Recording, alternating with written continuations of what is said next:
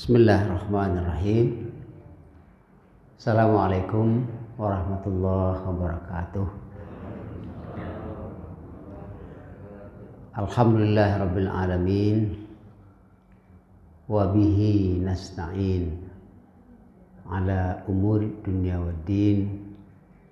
Wassalatu wassalamu ala asyrafil anbiya'i wal mursalin Sayyidina Muhammadin wa ala alihi wa ashabihi ajma'in. Allahumma salli wa sallim alaihi. Allahumma anta Rabbi la ilaha illa anta khalaqtani wa ana abduka wa ana ala ahdika wa wa'dika mastata'tu a'udzu bika min syarri ma sana'tu abu'u laka bi ni'matika 'alayya wa abu'u bi dzambi faghfirli fa innahu la yaghfiru dzunuba illa anta.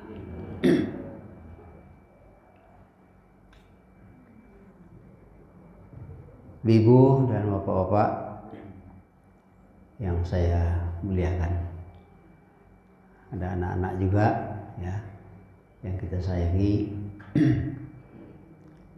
Dulu pernah dalam pertemuan kita, mungkin sudah tahun lalu, ketika dalam satu majelis ustadz atau siapa yang sedang bicara mengatakan, bapak-bapak, ibu-ibu yang saya hormati, apa yang dikatakan oleh pembicara itu yang saya hormati itu hendaknya sekaligus menjadi pertanyaan kepada kita, betulkah saya pantas untuk dihormati? Ketika orang mengatakan Bapak Ibu yang saya muliakan, kita bertanya ke diri kita, betulkah saya pantas dimuliakan? Rasanya nampaknya sepele, tetapi itu menjadi suatu alat, suatu peringatan kepada diri kita sendiri. Ketika kita diucapkan orang dihormati, maka kita koreksi diri kita. Rasanya saya kurang pantas untuk dihormati, karena saya punya dosa, saya punya kelemahan, saya punya kekurangan, keburukan. Tetapi anggaplah yang diucapkan orang itu sebagai pemberian kepada kita, sekaligus sebagai peringatan bahwa kita harus berusaha menjadi apa yang diucapkan orang kepada kita itu. Jadi semuanya kemudian menjadi motivasi untuk menjadi yang terbaik ketika kita dikatakan baik.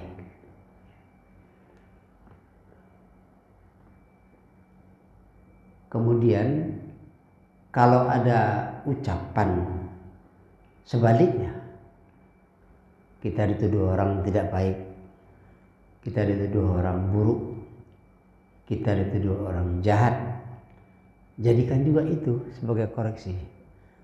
Apa pantaskah saya menerima julukan itu? Jadikan itu sebagai peringatan juga. Kalau tidak, alhamdulillah. Kalau iya, terima saja bahwa itu bagian daripada nasihat. Kita ini hidup tidak hanya butuh pada orang yang menghormati bahkan memuji kita, tapi butuh juga kepada orang yang mencemooh kita, butuh juga kepada orang yang menjelek-jelekkan kita. Sebagai apa? Sebagai peringatan kepada kita supaya kita tidak seperti yang dikatakan orang itu. Kalau kita dipuji, dihormati, supaya kita berusaha menjadi seperti yang dikatakan orang itu. Nah, Bapak Ibu sekalian, berkaitan dengan itu sebenarnya, anggap sajalah itu pemberian orang kepada kita. Kita butuh orang yang menegur kita. Itu sedekah juga namanya. Sedekah, ya. Terima kasih engkau sudah mencaci aku. Terima kasih engkau sudah mencela aku. Karena itu adalah nasihat untukku. Walaupun tidak kita ucapkan ke dia, tetapi kita ucapkan ke diri kita sendiri. Maka dulu kalau di kampung sering saya dengar, hari kepuaso, maaf, upe, jo puji. Ya. Kalau mengupat sakit hati orang, minta maaf. Tapi kalau memuji, kenapa minta maaf lah orang? Ternyata bisa saja umpatan itu bisa menjadi obat untuk orang. Bisa saja pujian itu menjadi racun untuk orang. Orang yang acok karena puji, lalu melengok-lenggok. Ya, melengok-lenggok, istilah orang mati kerencaan. Lupa diri, ya kan? Melambung-lambung, kadang lubang hidungnya. Ya. Kalau kadang lubang hidung segalanya masuk ke dalam, akibatnya penyakit masuk. Tapi ketika kita dicaci orang, ketika kita diburukkan orang, kita tertunduk. Kita tertunduk, lalu melakukan koreksi diri, maka kita tidak lupa diri. Saya dikatakan orang ini jelek, saya dikatakan orang ini tidak baik. Saya mau jadi orang baik, saya mau jadi orang tidak jelek. Jadi sama dengan yang pahit itu jangan dibuang. Terus bisa jadi yang pahit itu sebagai obat. Yang manis itu jangan cepat ditelan. Bisa jadi yang manis itu sebagai kebanyakan gula jadi sedikit gula. Ya kan? Tapi supaya jangan kebanyakan pahit pula, pahit terus, maka koreksi, masukkan gula ke diri kita. Itu bagian, anggaplah pemberian orang itu sedekah. Jangan tolak. Nah, tapi sebagai pengoreksi untuk diri kita sendiri. Ibu, Bapak sekalian, kan sudah kita bicarakan bahwa salah satu yang dianjurkan oleh Nabi bukan puasa saja, tapi selamanya setiap hari itu biasakan diri bersedekah. Nah, tapi di bulan puasa itu meningkat sedekah itu. Kalau orang bersedekah mendapat pahala, bisa enggak kita yang menerima sedekah atau orang memberi hadiah kepada kita mendapat pahala? Bisa enggak kita yang menerima bisa juga mendapat pahala? Dalam sebuah hadis dari Salim bin Abdullah bin Umar, dia menceritakan kisah dari kakeknya. Kakeknya kan Abdullah bin Umar. Kakeknya adalah Umar bin Khattab.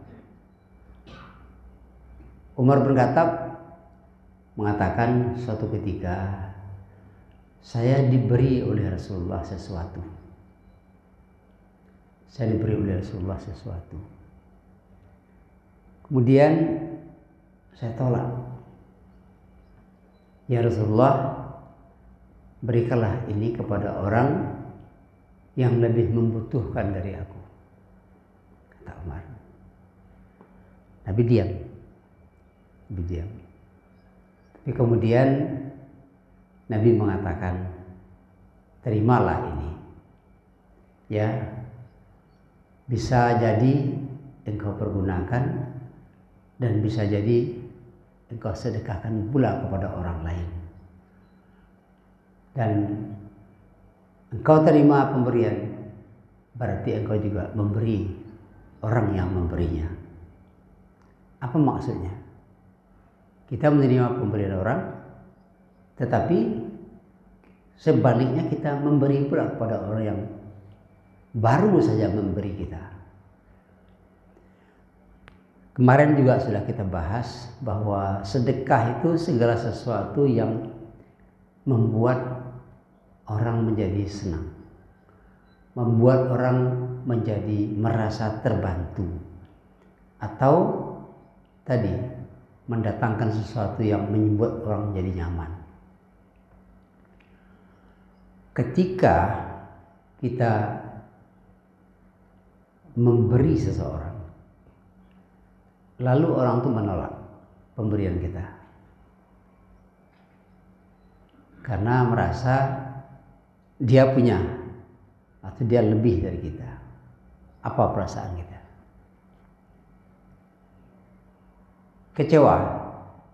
Berarti kita memasukkan kekecewaan ke dalam diri orang lain. Itu dilarang oleh agama kita. Orang tidak bersyukur. Man lam yashkurin nas lam yashkurillah.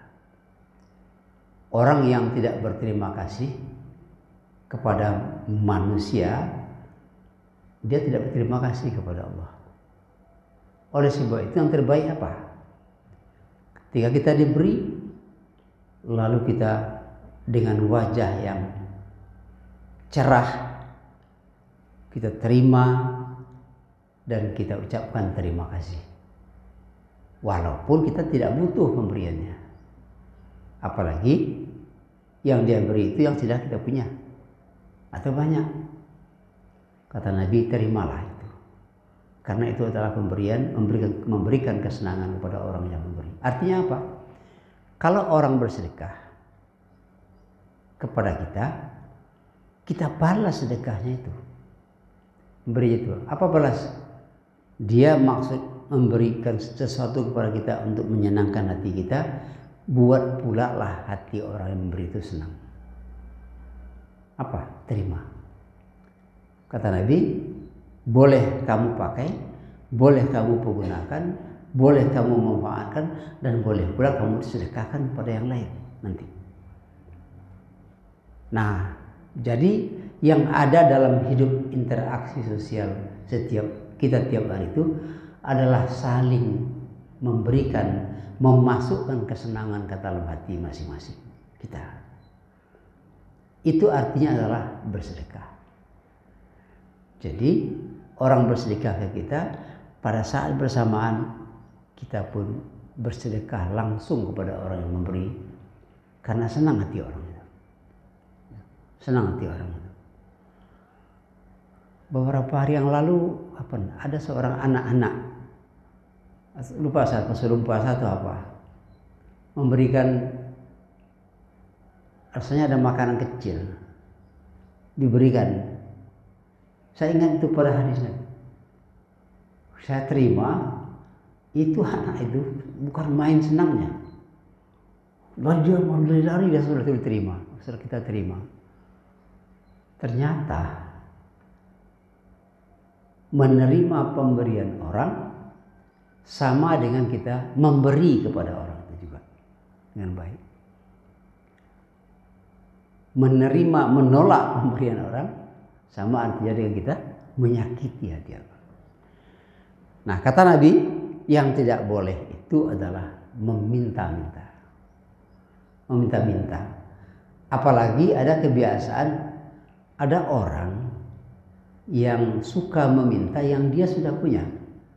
Tapi yang dia meminta itu tujuannya bukan untuk keperluannya, tapi untuk menambah banyak apa yang sudah ada pada dirinya.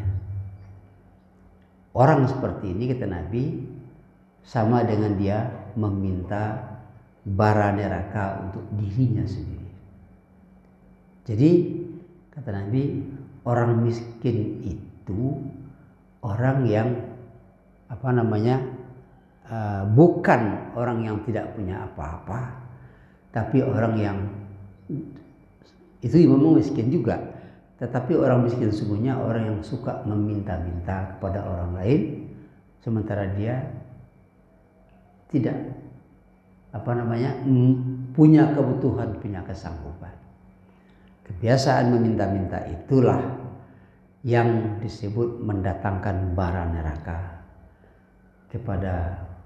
untuk diri kita sendiri. Kita nggak sadar. Begitu indahnya ajaran Islam mengajarkan kepada kita bahwa ternyata kebaikan itu tidak hanya di saat kita diberi, di saat kita memberi, tetapi juga saat kita memberi. Biasakanlah diri untuk saling memberi, jangan untuk saling mengambil. Ibu bapak sekalian, inilah salah satu ajaran yang sangat dituntut dalam agama kita, bahwa untuk saling melapangkan, buat kemudahan. Ya, kalau kita tolak pemberian orang, apa kata orang?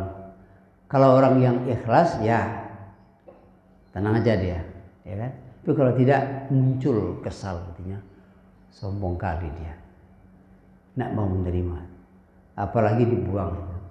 Nah, orang seperti ini orang yang tidak bersyukur, tidak merasakan bahwa sebenarnya orang yang datang memberikan pemberian itu adalah orang yang hatinya digerakkan oleh Allah Subhanahu wa ta'ala. Tetapi kebiasaan meminta itu adalah kebiasaan. Sementara kita punya, kita tidak terlalu butuh, maka sedangkan yang tidak punya saja kita minta. Kata Nabi, orang yang kaya itu walaupun dia tidak punya, tetapi dia tidak meminta. Kalau diterima, kalau dikasih, terimalah. Ya.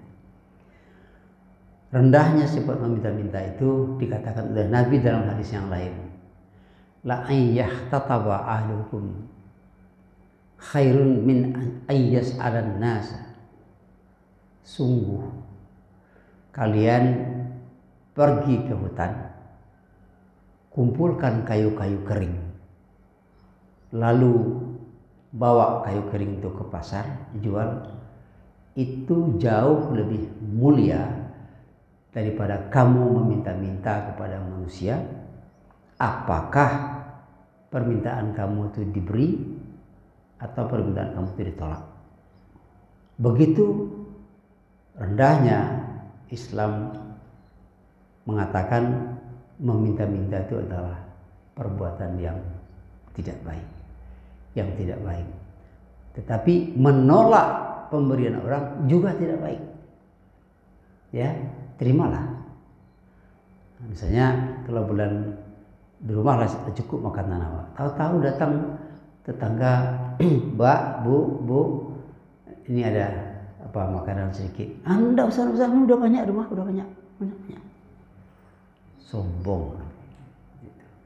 Tapi datang ke rumah kan udah berjalan, niat baik dia. Lalu pun kita sudah punya, Pak, Bu, iko ada lape ya, konado, kodo kolak seketik. Terima kasih banyak, ya. Iko enak sekali kok, ya. Senang hati orang itu. Itu pun sudah sedekah namanya. Jadi tidak sulit bersedekah itu, apalagi di bulan Ramadan. Kebiasaan kita menghargai pemberian kepada orang, menghargai pemberian orang lain. Itu bagian daripada apa yang disebut dengan akhlakul karimah. Ya, akhlakul karimah. Ibu-ibu dan bapak sekalian, akhlak inilah yang kadang-kadang kita terlengah, kita lepas, ya, kita lepas daripada mengontrol diri, sehingga kita tanpa sadar kita menyakiti orang lain. Padahal agama kita menyuruh kita memberikan, menyenangkan hati saudara-saudara kita. Saya pernah mengalami itu.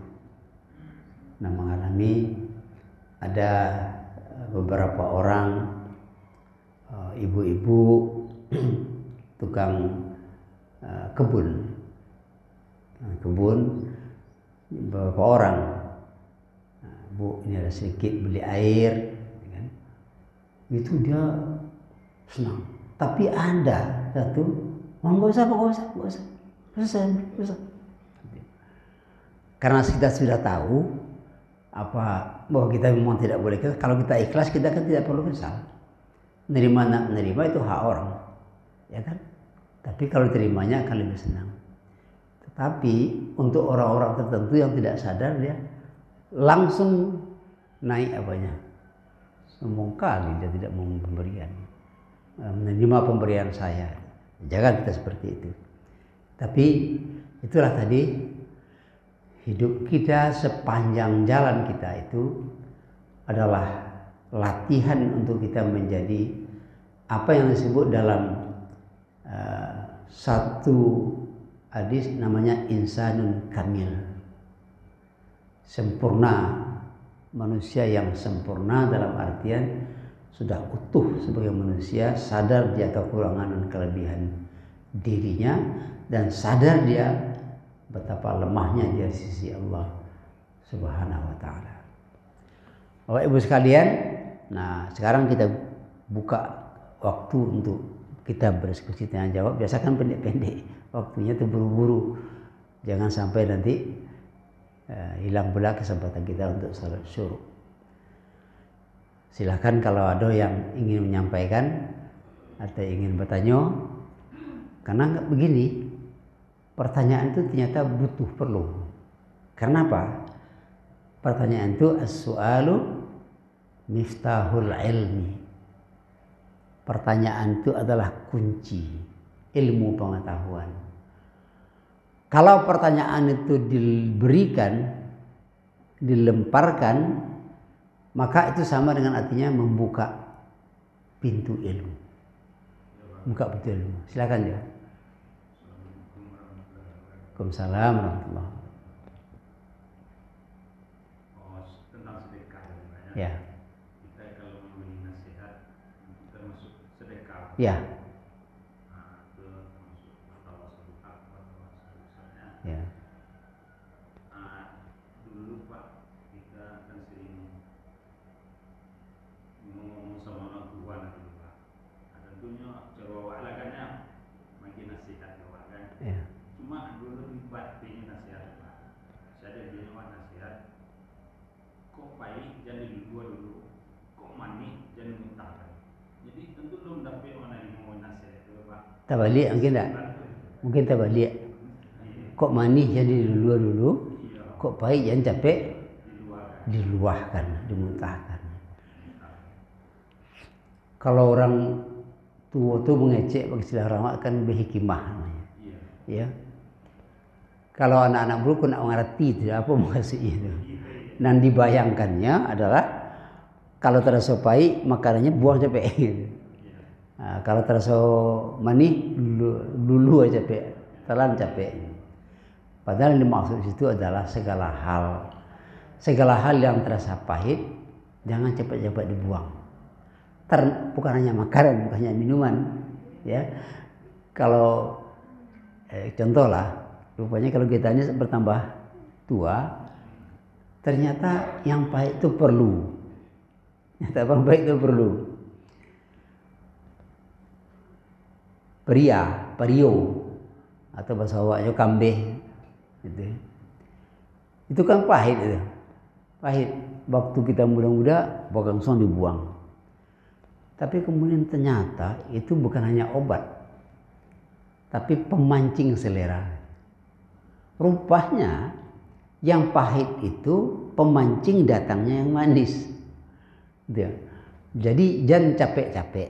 Arti jangan capek-capek itu jangan langsung ditolak. Misalnya orang memberi nasihat pada kita. Nasihat itu rasanya agak nyelekit kata anak sekarang tuh. Agak menangi yang paling ngawak nasihat kan, ya nyogi nasihat tapi cara kasar. Jangan capek ditolak, simpan saja dulu. Dimanong-manong kan rasanya benar. Kadang-kadang kita kan terdorong kan, kita ditegur orang berang, tapi lama-lama kemudian benar juga ya. Iya tuh. Jadi jangan capek-capek ditelan. Ternyata yang banyak mendatangkan penyakit itu yang manis yang pahit. Yang manis. Yang banyak mendatangkan penyakit yang manis, bukan yang pahit. Yang pahit itu mendatang. Maka kita peria pahit tapi selalu datang sudah tuh. Makan daun kemangi agak kelat-kelat, agak pahit-pahit, dimakan satu saudara terbuka. Jadi jangan cepat tolak. Makanya dipikir-pikirkan dulu. Ini benar apa tidak. Jadi intinya selalu dicontohkan kepada yang alami, kepada benda. Kalau ternyata pahit, jangan capek ditolak. Jangan capek dimuntahkan. Dia orang awak apa? Kata-kata yang tidak elok langsung buat muntahkan. Dan ngasih dulu. Dan ngaji dulu. Mana tahu kita pantas dapat kata-kata itu. Karena memang kita salah. Itulah orang yang menegur. Makanya seperti kata Ali yang sering kita ucapkan. Bila ada orang yang mengatakan dia temanmu, tetapi ketika kamu salah, dia selalu mengatakan yang baik-baik saja. Dia salah, ketika salah, malah kita dipuji juga. Kata Ali, cepat jauhi orang itu. Karena itulah kemanisan manis yang mendatangkan penyakit. Tapi kalau ada orang biasa-biasa saja, dia tidak pernah mengatakan kita teman baik, tidak pernah mengatakan dirinya teman baik. Tapi kalau kita salah, ditegurnya, bahkan kata-katanya agak pahit terdengar. Kata Ali, rangkul dia. Kenapa? Dia marah bukan karena benci, dia marah karena sayang. Dia tidak ingin sebagai kawan dia tersesat atau salah. Itu kata orang tua. Jadi kalau baik jangan dibuang capek. Nah. Ya, Pak.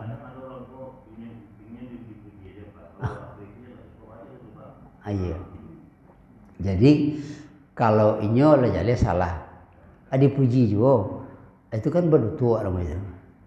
Jadi oleh sebab itu orang seperti itu jangan dipuji. Kenapa? Karena membuat kita menjadi berbohong, berdosa jadinya, ya, berdosa jadinya. Jadi sampaikan benar. Memang ada orang seperti itu. Jadi saya punya kawan berbeda. Ada kawan ini yang maunya diberi saja, diagih saja. Kalau dibawa pergi berjalan, pergi makan segala macam, tidak pernah mau membayar. Ya, awak tarik. Kalau sesekali mungkin terlanjur membayar, besok diajaknya pula awak pergi makan, besok banyak membayar, ganti. Jadi sifat manusia umumnya mungkin Pak ya. Kan suka dipuji Pak, itu kan manis, dipuji itu kan manis. Betul. Jadi yang kurang tua manusia tadi itulah awak bandingkan kok baik jadi dua mani kok baik jadi luaran, kok mani jadi luaran. Dulu. Itu tadi Pak Afrizal. Iya. Ini kan kurang, iya namanya sifat manusia itu kan suku dipuji, suku yang elok-elok. Ya. Bahkan kadang-kadang belum tahu lah Pak ya. Kan itu. Jadi yang dulu kok mani, jadi dua kok baik jadi luaran. Iya. Dan membuat manusia jatuh ke apa? Pujian. Ya. Jarang orang jatuh di jalan buruk. Jarang. Tapi jatuh banyak di jalan data lupa diri.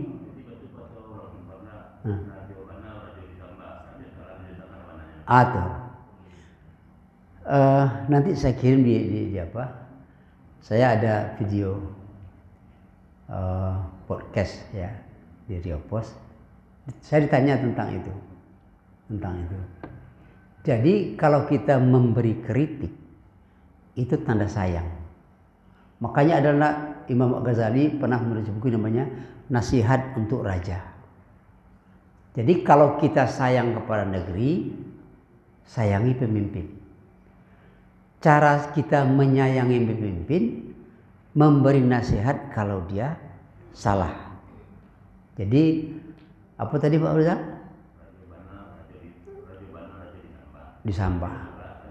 Disanggah. Kalau bananya diikuti, kalau salah disanggah dalam artian itu nasihat sebenarnya. Jadi kritik itu adalah nasihat. Memberikan nasihat dalam bentuk kritik itu adalah sedekah. Nah, kalau kita memberi nasihat kepada pemimpin, itu sebenarnya sedekahnya sangat besar. Kenapa? Karena kalau pemimpin itu sudah menjadi baik, maka baik orang banyak. Tapi kalau memuji pemimpin terus, benar Pak, betul tuh Pak, bagus Pak. Kayak Haman kepada Fir'aun. Fir'aun itu disanjung tadi. Sampai akhirnya Fir'aun menjadi menganggap dirinya Tuhan. Dalam riwayat dikatakan Fir'aun itu akhir-akhir menjelang kematiannya, tenggelam itu, dia mulai meragukan apakah dia benar Tuhan atau tidak. Tapi oleh si Haman kok, dia sanjung tadi, diangkik-angkik tadi, akhirnya menjadi salah. Makanya jangan kita terbiasa senang dengan pujian-pujian orang, karena itu menghanyutkan. Ibu-ibu, masing-masing awak kan punya pengalaman. Saya pernah diberlakukan seperti itu, pengalaman hidup. Mungkin awak pernah. Ada kawan suku mana memuji-muji awak. Kalau elok, terelok, mencak tuh. Rupanya niatnya buruk. Dibawa kita kemana-mana pun pernah juga pengalaman saya ceritakan. Mula-mula saya sekolah ke Jakarta. Awak pun orang kampung. Sekolah ke Jakarta, kota besar. Awak dipuji-puji. Oh, Pak, bagus. Ini bini kok. Tiap sebentar diajak awak berjalan-jalan kemari Pak. Jalan siko. Berjalannya tidak sebentar dah. Pulang kuliah itu sudah jam 2, jam 3. Atau diajak berjalan. Keliling-keliling malalala Jakarta. Pulang malam-malam. Yang 10 yang sebalik malam. Besok ke kuliah ada tugas. Tentu awaklah kelatihan. Atau lalu awak. Hanya jago. Kerja. Tapi awak dipuji tadi. Suatu ketika Allah menunjukkan. Kawan ini serumah dengan saya. Ya, kemudian saya merasa bisa nyium terus. Apapun tidak pernah salah. Bisa nyium terus. Datang kawan berikut. Tahun berikutnya. Dia beri nasihat kepada saya. Dia pindah dia ke asrama. Lalu kawan yang datang kemudian itu menggantikan dia serumah dengan saya. Apa nasihatnya? Ajak kawan itu jalan-jalan. Kenapa gitu? Nanti belajar saja kerjanya, nanti nilainya tinggi mengalahkan kita, kalah kita. Kaget saya. Itu tadi. Kaget saya. Rupanya saya itu dipuji disanjung terus supaya kita jatuh. Supaya dia merasa bersaing. Kawan yang baik bukan merasa bersaing, merasa berteman untuk sama-sama maju. Tapi kalau kawan yang buruk, dia mungkin di pasar banyak juga terjadi itu. Di pasar hal seperti itu. Ya, tunjuknya kecewa ke elok, rupanya buruk. Jadi hati-hati. Jangan suka disanjung orang. Kalau ketika disanjung, bacalah istighfar. Itu ya sama dengan tadi Pak yang manis tadi Pak. Itu yang manis tadi. Kalau disanjung taruh, orang segera sanjung, itulah tadi melengok-lenggok yang baik. Itu kerancaan tadi. Jadi hati-hati. Biarlah kita dicaci-caci orang daripada kita. Kalau dicaci orang itu kan yang pertama apa? Koreksi itu dulu. Yang kedua, kalau kita tidak seperti itu, malah kita lebih kukuh berada dalam kebenaran kita sendiri. Inilah yang dalam hidup semakin tua kita hendaknya semakin arif memaknai hidup, semakin paham istilah orang awak itu kurinah-kurinah orang masing-masing orang itu. Ya, awak elok taruh sini, padahal tidak belakang. Tadi usahakanlah kita tidak seperti itu. Makanya orang tua dulu mohon maaf upek ya puji. Ya. Mau upek sakit hati orang. Ternyata kemudian awak diupek orang sakit hati, tapi tertahu jadi upek. Jadi upek. Memang pantas kok saya digitukan karena saya salah. Ya saya salah. Ya. Jadi gitu. Boleh Pak Ibu sekalian. Iya, Jo. Mazhab. Aku kok pengamatan mazhab menulis ikut istiqat itu kok macam abon harus ditentu. Jadi gini, mazhab itu artinya asal katanya zahaba. Zahaba itu artinya pergi. Mazhab tempat pergi. Tempat pergi itu artinya jalan. Nah, mazhab dalam ilmu, jalan situ itu adalah kalau istilah orang sekolahnya metodologi, metode, cara yang ditempuh. Nah, kalau misalnya mazhab ada imam-imam besar, kalau dalam Islam kan ada ampe yang paling besar. Mazhab Syafi'i itu imamnya Imam Syafi'i. Mazhab Hanafi imamnya Imam Abu Hanifah. Mazhab Maliki imamnya adalah Imam Malik. Mazhab Hambali imamnya Imam Ahmad Ibnu Hambal. Mana yang betul? Jadi mazhab itu cara memahami agama. Cara. Misalnya kalau begini. Kalau Muslim mengatakan idza sahal hadis fahuwa madhhabi. Kalau satu hadis itu sudah sahih, itu mazhab saya. Amalkan itu. Masalahnya adalah begini. Untuk satu amal ada beberapa hadis misalnya. Hadis ini sama-sama sahih, tapi berbeda. Kenapa bisa berbeda? Nah, tadi mungkin kondisi yang membuat Nabi satu saat beliau mengatakan begini, tapi satu saat lain beliau mengatakan begini. Maka dicari jalan bahwa kedua-duanya benar. Ada mazhab Zahiri, Ibnu Hambal agak lebih dekat. Al-Imam Zahiri itu orang-orang seperti yang sekarang itu, dia memahami ayat Al-Quran ini apa adanya saja.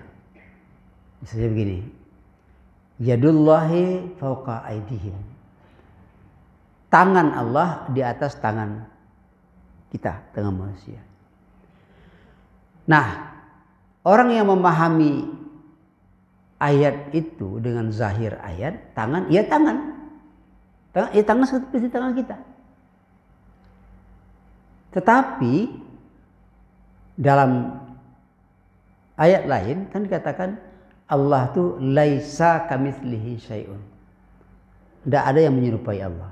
Maka tangan itu diartikan bukan tangan, tapi adalah quwwah. Quwwah itu artinya adalah kekuasaan Allah. Nah, Imam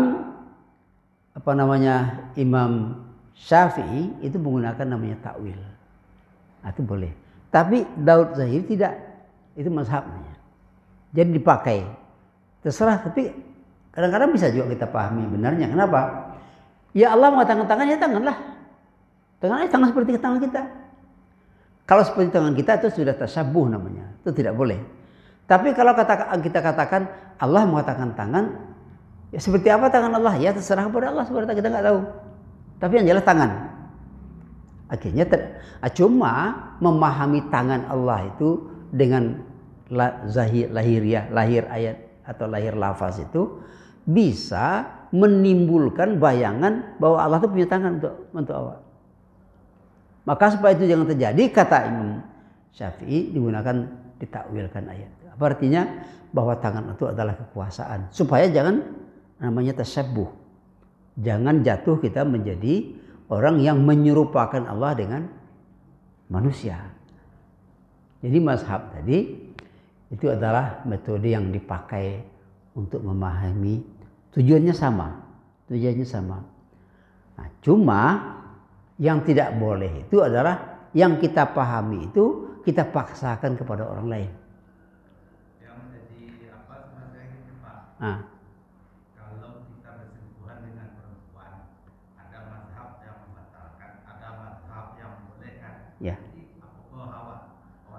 memang kita pakai. Menurut kalama dakwah. Nah, kalau menurut nan kalama itu namanya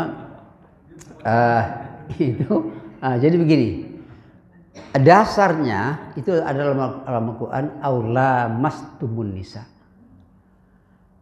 Falam tajidu ma'an fatayammamu. Ya. Itu membatalkan wudu menyentuh perempuan. Bersentuh laki-laki dan perempuan, sentuh kulit. Kata-kata lamasa, asal katanya lamasa. Lamasa itu artinya sentuh. Dalam bahasa Arab, lamasa itu dua artinya. Sentuh kulit biasa, yang pertama, yang kedua hubungan suami istri. Nah, bagi yang memahami sentuh kulit biasa itu batal, maka dia berwudu. Tapi bagi yang memahami bahwa lamasa itu artinya adalah hubungan suami istri, hanya hubungan suami istri yang membatalkan. Kalau hanya bersentuh tidak membatalkan. Lalu kemudian mana yang benar? Ayat itu mengandung arti kedua-duanya. Lalu Imam Malik jalan tengahnya. Imam Malik beliau mengatakan sentuh kulit itu baru membatalkan wudu kalau ada syahwat. Kalau ada syahwatnya. Kalau nggak ada syahwat nggak batal. Nah, Imam Abu Hanifah kan pengertian situ lamas. Allahnya panjang.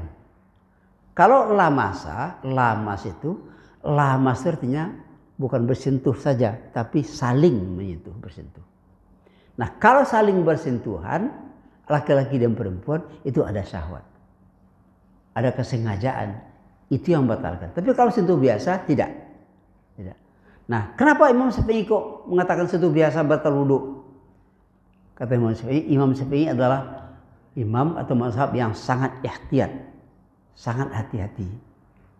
Mana tahu walaupun hanya sekejap, mana tahu ada terselip syahwatnya. Kenapa? Katakan di syahwat, laki-laki dan perempuan itu kan punya magnet. Orang laki-laki jarang produksi kalau digaulkan, kalau tidak mahram, walaupun bukan kalau anak-anak kini belum pacaran segala macam. Tapi kalau tamu laki-laki produksi berdua itu bisa jadi lengket. Siapapun orangnya. Kenapa? Ya Allah yang menciptakan seperti itu. Kayak magnet punya magnet. Maka Imam Syafi'i untuk ihtiyat membatalkan wudu itu kalau bersentuh kulit laki-laki dan perempuan. Tetapi Imam Malik tidak, Imam Abu Hanifah yang membatalkan wudu itu kalau hubungan suami istri. Tapi Imam Malik diambil jalan tengah. Cuma jalan tengahnya ada syahwatnya. Cuma kata Imam Syafi'i, siapa yang bisa menjamin tidak ada syahwat? Jadi kan kamu bersentuhan tadi dengan laki-laki perempuan. Iya, tapi saya tidak ada syahwat. Cobalah pikir-pikir kemana rasa-rasa. Yo, ada enggak? Ayo ada seketik. Ada seketik itulah. Makanya disebut dengan ihtiyat tadi. Ya. Tapi kalau memang tidak ada sama sekali, kan? Ya tidak. Makanya kalau kita dengan mahram, dengan muhrim kita, kan tidak bersyahwat kita. Tidak bersyahwat. Jadi tidak batal sama sekali. Bukannya tidak batal persentuhan dengan mahram itu. Gitu. Jadi aman kan dipilih. Anda abu Imam Syafi'i aja lah. Ma tahu kok aduh kan seketik dan seketik itu bayo kan gitu. Gitu. Iya. Iya, Pak. Waalaikumsalam warahmatullahi. Jadi Bapak katakan apa yang kita pahami tidak bisa kita paksakan kepada orang lain. Ya. Itu maksudnya itu seperti apa itu Pak? Maksudnya, nah jadi gini, maksudnya kan hadis Salah satunya kunut. Hadis kunut ya. Itu hadis itu berasal dari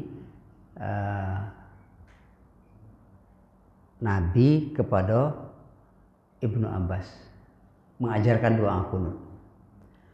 Nah, dalam riwayat hadis, sanad hadis itu umumnya ulama mengatakan hadis itu sahih. Tapi yang lain mengatakan ada salah satu dari rawi itu yang mengurangi nilai kesahihannya sehingga tidak sahih, menjadi dhaif hadis itu, tidak diamalkannya. Nah, bagi orang yang mengatakan itu tidak sahih, ditolaknya orang lain. Jangan, itu tidak boleh, itu hadisnya dhaif.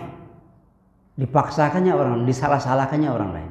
Sementara orang yang ini mengatakan ini hadisnya sahih. Nah, itu contoh. Jadi tidak dipaksakan orang untuk ikut kepada kita. Nah, makanya kata Imam Abu Hanifah, beliau mengeluarkan satu pendapat, ra'yuna shawab wa fihi khata. Pendapat kita benar, mana tahu ada salahnya. Karena salah dan benar yang sungguhnya Allah yang tahu. Jadi jangan kita memaksakan orang, itu orang bid'ah, itu sesat. Kita mengatakan innallah, Allah lah yang lebih tahu, a'lam biman dhalla an sabili wa huwa a'lamu bil muhtadin. Hanya Allah yang paling tahu siapa yang sesat, siapa yang benar. Cuma patokannya dewa ado. Karena orang itu juga punya ilmu, kita punya ilmu, kita saling menghargai. Paling-paling mengingatkan, kalau menurut saya hadis itu dhaif, tapi terserah Bapak lah, jangan paksakan. Gitu. Ini kan tidak, dulu pernah ada di satu masjid, imam tuh dia baca basmalah, bismillah waktu apa, langsung ditegurnya, subhanallah, berhenti dia salah, batal salah, ya. Itu namanya memaksakan kehendak pada orang lain, itu yang menimbulkan perpecahan. Habis waktu ya berapa? Dah, baiklah, sudah ada yang salat, kita sudah sampai demikian. Dan Bapak Ibu, untuk insya Allah besok kita, kalau kita sehat, kita siap-siap aja pertanyaan itu. Nah, hal begitu nanti bisa memancing-mancing diskusi kita. Kadang-kadang hal-hal itu, hal yang tanya itu hal-hal yang mendasar, ya, dan gunanya untuk kita semua. Ya. Subhanakallahumma wa bihamdika, asyhadu an la ilaha illa anta, astaghfiruka wa atubu ilaik. Assalamualaikum warahmatullahi wabarakatuh.